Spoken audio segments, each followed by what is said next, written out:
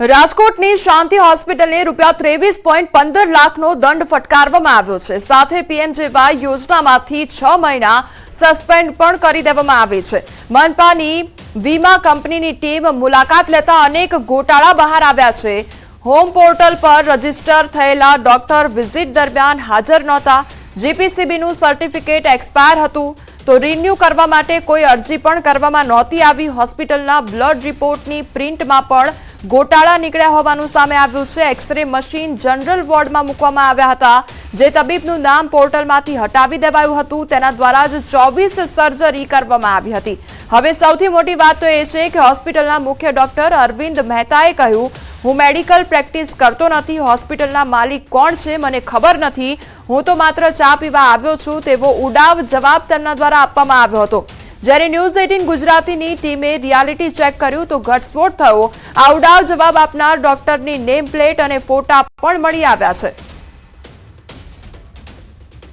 અહીંયા હું કરું, આવીને ચા પીવું, બીજું હું કરું?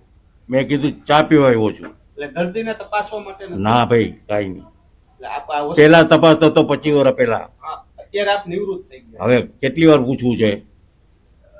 એક ને એક જવાબ દઉં છું। 80 વર્ષનો ડોહો થયો, હવે કોઈ પ્રેક્ટિસ ન કરે। દત્તુ સાહેબે 76 વર્ષ ગુજરી ગયા, કોઈ ડોક્ટર રાજકોટમાં પ્રેક્ટિસ કરતું નથી। કાર્ડનો લાભ હજી અમને બે ફરી કન્ફર્મ કર્યું અમે તો કે તમને ઉપરથી કે બંધ થઈ ગયું છે એવું એના ડિપાર્ટમેન્ટના ઉપર છે ને 302 નંબરના રૂમમાં એવી રીતે જણાવ્યું। સાહેબે નથી જણાવ્યું અને અમારી પાસે પૈસા માગ્યા નથી। અગાઉ કંઈ ભરાયેલો એમ કાંઈ? ને એ તો એના પહેલી વખત અમે આવ્યા હતા કે 15 દિવસ ત્યારે અમે ફી કાયદેસર કાઉન્ટર ઉપર થતી હતી અમે આપી દીધી। રાજકોટ શહેરની વધુ એક મલ્ટી સ્પેશિયાલિટી હોસ્પિટલને પીએમજેવાય યોજનામાંથી 6 મહિના માટે સસ્પેન્ડ કરવામાં આવી છે।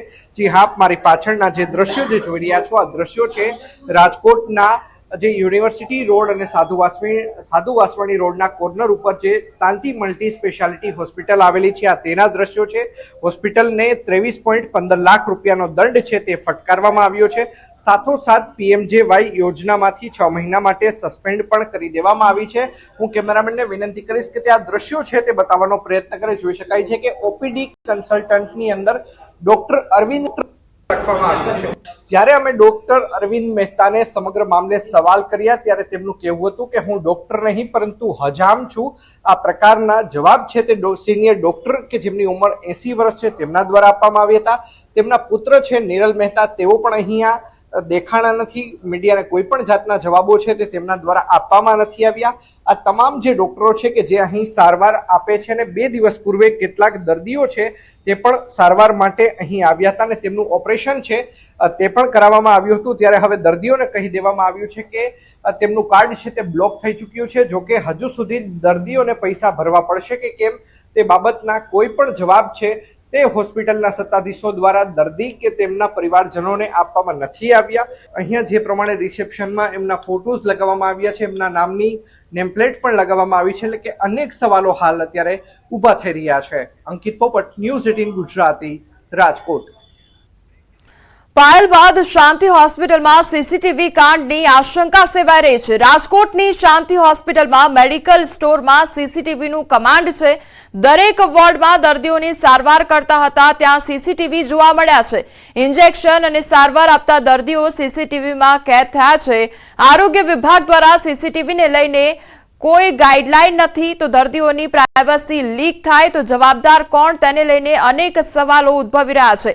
મેડિકલ સ્ટોર ફાર્માસિસ્ટ કનેરિયા જય રમેશચંદ્રના નામે પણ તે જ મેડિકલ સ્ટોરમાં હાજર નહીં હોવાનું પણ સામે આવ્યું છે। રાજકોટના યુનિવર્સિટી અને સાધુ વાસવાણી રોડ ઉપર આવેલી શાંતિ મલ્ટી સ્પેશિયાલિટી હોસ્પિટલને પીએમજેવાય યોજનામાંથી 6 વર્ષ માટે સસ્પેન્ડ કરવામાં આવી છે। પરંતુ જ્યારે ન્યૂઝ 18 ગુજરાતીની ટીમ અહીં પહોંચી ત્યારે પાયલ મેટર્નિટી હોસ્પિટલ જેવી જ ઘટના અહીં પણ બની હોવાનું છે તે સામે આવી છે। રાજકોટની શાંતિ મલ્ટી સ્પેશિયાલિટી હોસ્પિટલના મેડિકલ સ્ટોરમાં સીસીટીવીનું કમાન્ડ હોવાનું સામે આવ્યું છે ને તે બાબતના ફૂટેજ છે તે પણ ન્યૂઝ 18 ગુજરાતીના હાથે લાગ્યા છે।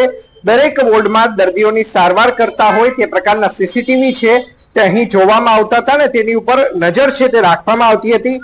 ઇન્જેક્શને સારવાર આપતા દર્દીઓ સીસીટીવીમાં કેદ થતા હોવાનું પણ સામે આવ્યું છે. આરોગ્ય વિભાગ દ્વારા સીસીટીવીને લઈ કોઈ ચોક્કસ ગાઈડલાઈન બહાર પાડવામાં નથી આવી, ત્યારે દર્દીઓની પ્રાઇવસી લીક થાય તો તેના માટે જવાબદાર કોણ? સાથોસાથ મેડિકલ સ્ટોરનો ફાર્માસિસ્ટ કનેરિયા જય રમેશચંદ્ર હોવાનું સામે આવ્યું છે, પરંતુ જ્યારે ન્યૂઝ 18 ગુજરાતની ટીમ પહોંચી ત્યારે ફાર્માસિસ્ટ અહીં ન હોવાનું છે તે સામે આવ્યું છે. સાથોસાથ જ્યારે અમે અહીં આવી પહોંચ્યા ત્યારે જોઈ શકાય છે કે અહીં લોક કરી દેવામાં આવ્યો છે, એટલે કે મીડિયા અંદર ન જઈ શકે તેના માટેની તમામ વ્યવસ્થા છે ત્યાં મેડિકલ સંચાલકો દ્વારા કરવામાં આવી હતી. જ્યારે અમે તેમને પૂછ્યું કે આખરે શા માટે અહીંયા સીસીટીવી નું કમાન્ડ રાખવામાં આવ્યું હતું ત્યારે તેમની પાસે કોઈ જ જવાબ નથી.